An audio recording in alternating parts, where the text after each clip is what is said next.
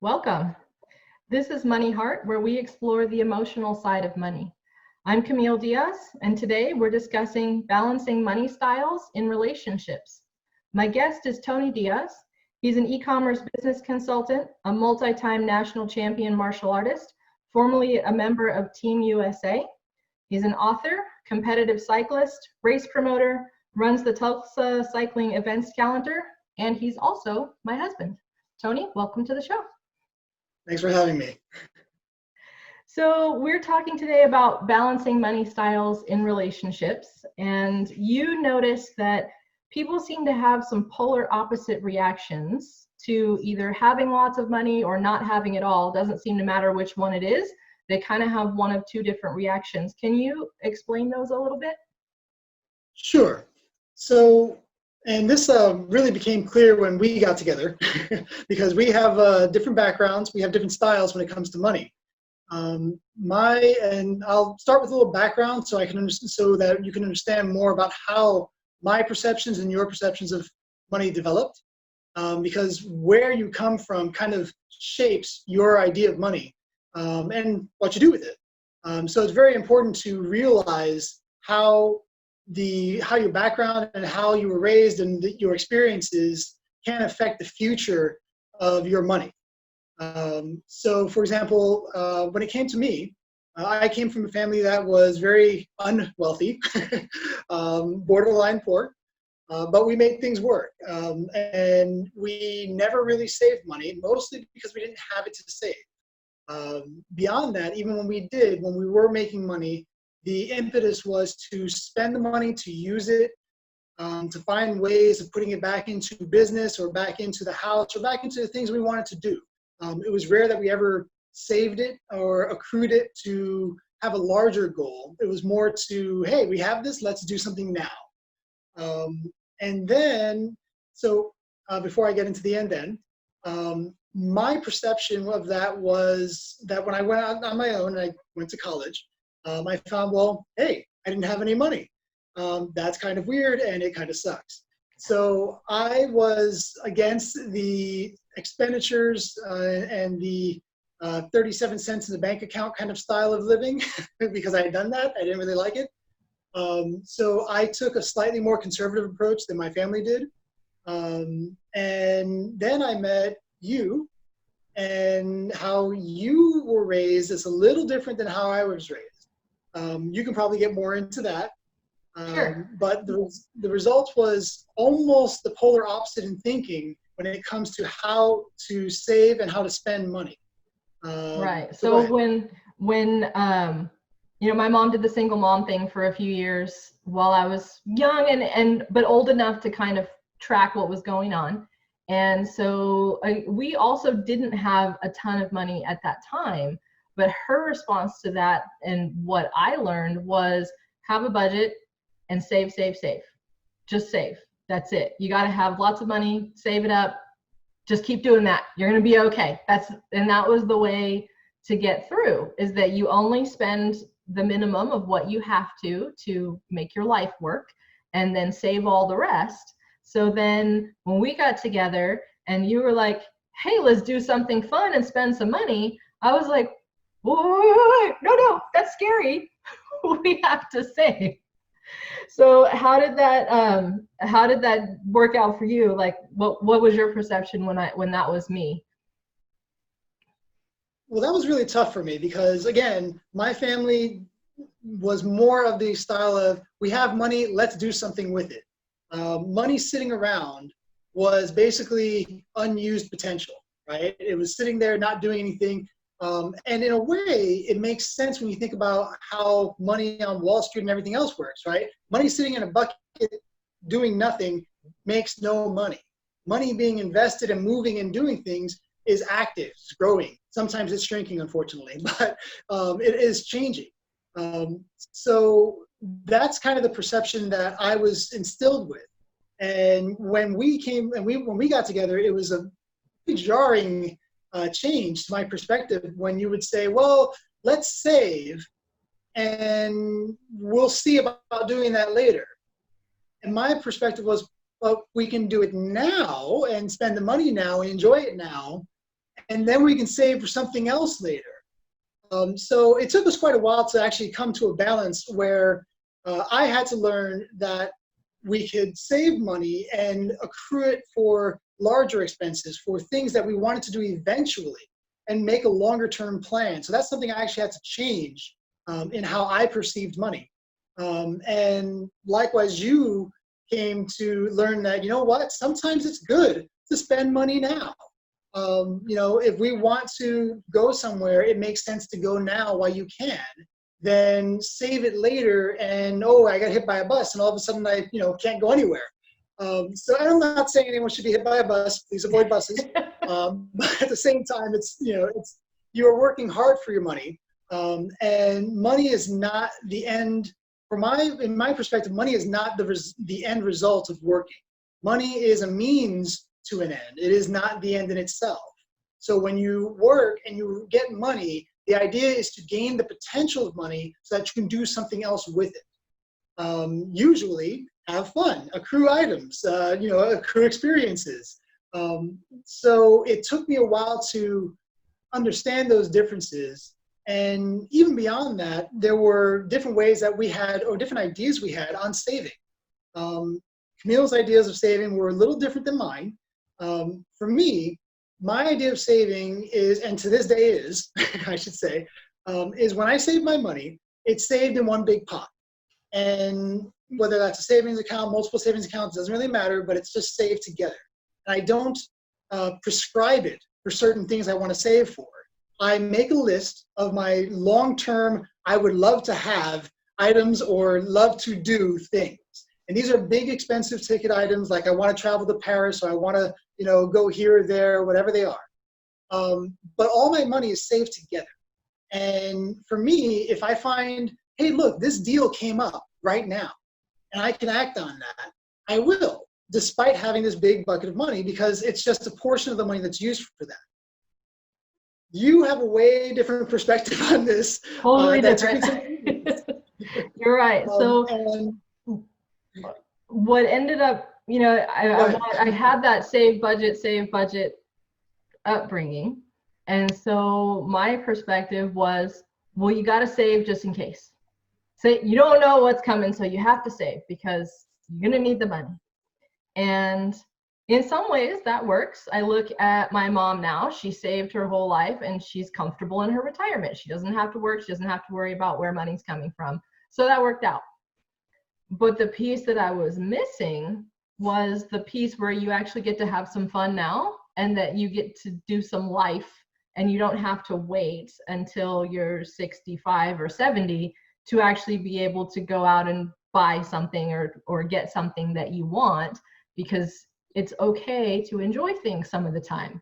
It doesn't mean you have to spend everything you have, but it's still all right to go out and get something fun. So for me, it was, you know, sometimes difficult to get a new sweatshirt, even though my old one had holes, or to, you know, buy a pair of headphones because I wanted a new pair. You know, that for me was a little bit hard to learn. And so I feel like I kind of learned that skill from you of, it's okay to budget some of your money for enjoyment and not have to just, you know, just because you're spending some of it on fun doesn't mean that you don't still have an emergency fund or retirement savings or something like that. It's okay to enjoy your money and work hard and then use it for something you want. So that was something I had to learn. I didn't have that concept when I started out and when I met you. Right. And along those lines, that's it. It's a perspective on how money acts and how we perceive money as an object, as a thing, right?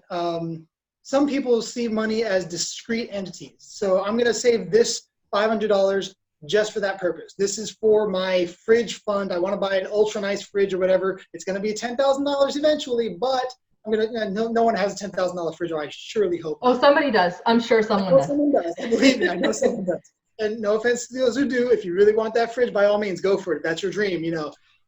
If you want 4 snack draws in that dream, go for it. But all that being said, some people picture money in those discrete shapes. So they save just for that thing, and just for this thing, and just for this thing.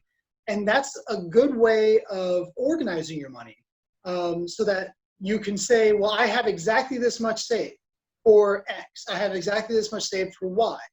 The only issue is that you have to have a really strong determination to save, and B, it allows for less flexibility when something else, another opportunity comes up. So you need to be able to say, here's this new opportunity. Here's opportunity Z. I already want to do X and Y, and I have money saved for X and Y.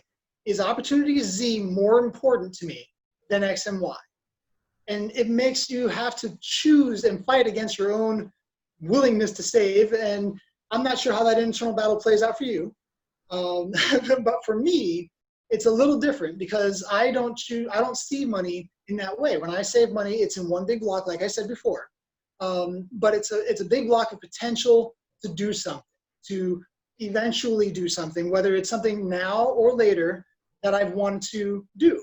If opportunity Z comes along for me, I can then look at how much money I've saved total and say, is it worth that versus continuing to save for X and Y?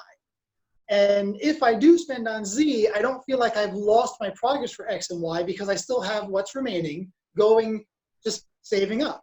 And it will be something I will act on eventually. I haven't taken from one, I've taken from my general fund. So for me, it's a little easier to spend, and that's a dangerous thing, it can be, because I don't prescribe my spending. At the same time, it also means that if I want to go out and have a nice dinner sometimes, I have to actually convince my wife here that, you know what, it's okay, we deserve this. Yes, I could save and we can go on a bigger trip, in a month or two and take a day off. Or, you know what, that steak sounds good tonight and I'm going to have that steak. Yes. So the way that I used to do it was I had all set buckets. This is for this, this is for this, this is for this, that's it. Everything had its set spot.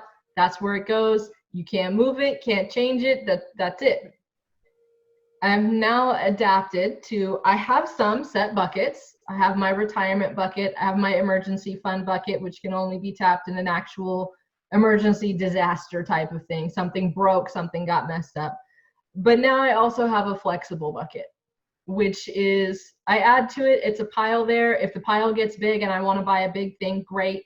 If I want to buy some small things, great. It's there. I've added a flexible bucket where there's money in there and I don't know what it's for yet, which is totally weird for me. That was new. But it doesn't matter what it's for because that's the spending bucket. So it's okay to let it grow a bit and spend it down and have some fun with that. And that's exactly the idea. The idea of that flexibility relieves the stress of spending money. It even relieves the stress of saving money. Obviously, when we're talking about things like retirement, things like insurance, living benefits, things like that, we want that type of security. And those require a little more stringent saving plan, a little more structure to them. But when it comes to your general savings, money that you are accruing because eventually you want to do something, sometimes it's better to have that flexibility because if you keep adding more rules to what you're going to do, you ultimately won't do anything. It can be almost, in the web development world, we call it data paralysis, right? You have so much information to balance and so many different opportunities that by the time you finish analyzing everything, you've done absolutely nothing. So you want to relieve some of that stress. And I'm not saying for all you guys listening, go out and spend all your money now by any means necessary. Don't do that. But it is good to understand that you're making money to enjoy the money. You're making money to do things with it. You're not making money, you're not working just for someone else's benefit. You're not working just for eventually or what if or perhaps. You're working because you want to enjoy life. Working is a part of making that happen. And it will give you the potential to do things. That potential is that money. So if your natural style is, I need to organize, I need to categorize, that's good. Don't let it stop you from having a little fun, and don't let it stop you from having a little more flexibility. Take that pressure off, let yourself relax and say, it's okay if I don't account for every single dollar I'm saving. Sometimes I have to go buy that burger. Sometimes I have to, buy that nice pair of shoes. And you'll find that it makes your work a lot more rewarding. When you're sitting there at your computer and you're typing away, then at the end of the day, it's not just all going away into a bucket that you can't touch. It's going to something that you say, I can do something now because I did that. And that's kind of a different feel. It gives you ownership over the money that you're making, as opposed to it going away from you. And then you might as well not see it all. It's just, someone else's bank account.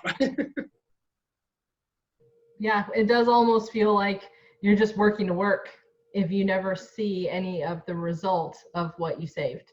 And I like that idea of, I want to save for something. So let's say I want to save for a trip. Don't necessarily have to pick where the trip's going to be and what you're going to do when you get there. And I mean, sure, if you have a place like, oh, I really want to visit this one place, awesome. But if you just want to go on vacation, okay, I'm going to save $5,000 for a vacation. And then when you have the 5,000, you go, great, what can I do for that? And then you go figure out where you want to go or how you want it to be, or maybe break it up and make it 2 vacations because, oh, look, I saved so much. And it turns out I really didn't need that much for one trip. So yeah, definitely. I think that's a cool concept of having what you kind of want it for. You don't have to narrow it down super specifically until you're actually ready to buy. Right. And that's where your perspective of money actually helped me. Because as she said, I'm a competitive cyclist, which means I actually have more bikes than I can actually ride in any given day. And each one does serve a purpose, but it took me a while to purchase them. It's not like I just went out and bought them on credit and now I'm broke for the next 10 years.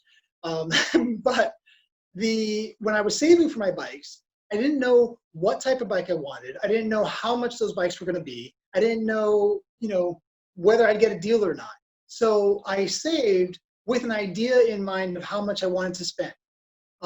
Eventually, I did buy this bike that I recently wanted to buy, but I got it at a significantly better deal than I had saved for. So I bought the bike. I had a lot of extra money. I said, oh, great, cool. Now, I didn't go spend the money. I just moved, just kept it in my general fund. But it also meant that when I used to weigh, oh, do I want to sign up for these competitions because they're a little pricey? Hey, now I have some extra money that I saved for my bike. I can go sign up for these competitions because I just have the extra money there. I already put it aside for my bike, but it's in the general fund. I don't need to worry about now I'm pulling away from other savings, right? That's the idea of flexible money, to allow yourself to change your plans on the fly, right? Be fluid, it's like that old saying that Bruce Lee had, right? Think of yourself as water. Water takes the shape of whatever it's in contact with. So if it fills into a cup, it fills the cup. It doesn't take, it doesn't stay in the shape of water. It fills the shape of the cup. So your money, that's your savings, not necessarily your retirement, not necessarily your day-to-day bills. Those you need. But the money that you're having for fun, use it for fun. Keep it flexible. Keep it loose. Don't put too much pressure on, I need it just for this. Yeah, I love it. I love it. How do you feel about where we are now? Well, we just celebrated our 18th year anniversary. So we've made it work somehow. You haven't killed me yet. You haven't killed me yet. Swords I'm wearing. And as you can see, I have some swords here, so she easily has access to not have me around. Hey, if I'm going to kill you, we know it's not going to be some obvious way. I'm way smarter than that. That kind of disturbs me. But all that being said, no, I think we've actually achieved some decent balance in both how she perceives money and how I perceive money. In that I perceive money a little differently than I used to. It's not, I have it now, let's go have fun. Because I might not have it later. It's, I have it now, this is good. I can have fun. I don't need to, but I can. And I think you've come to the point of, I have money, I'm saving it well, we're doing good. I don't need to keep it protected and away. I can pull it out when I want to, and there's less pressure there. So I think we've come to a nice balance. And moreover, I think our kids, watching how they've learned We have a 13 and a 15-year-old, just so the audience knows. And I love how they perceive money, in that they perceive it as not just things that they've earned by doing things. They see it as, what can I do with it? What can I use it for? How can I save?